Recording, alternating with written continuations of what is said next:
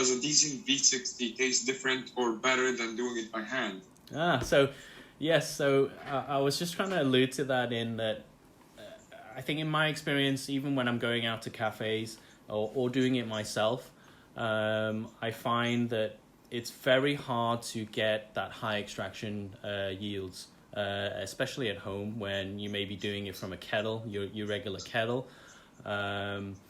I have a V60 at home. I've been through all the various brewers, but what I found is it's not.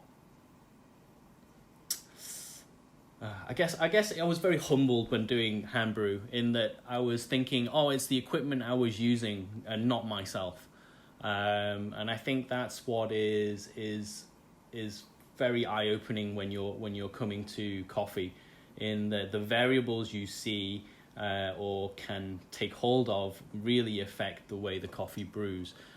With hand brews, especially because of the technique wise.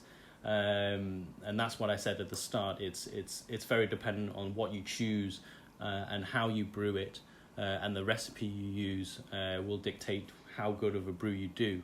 But when you come to the decent, because a lot of the things like ratios and water volumes at certain times have been decided for you, your consistency of brews will be tenfold better than what you can do at home. And that's what I mean by I originally had some reservations towards the hand the pour over basket, simply for this reason: it was taking away the theatre of what I loved about hand brew.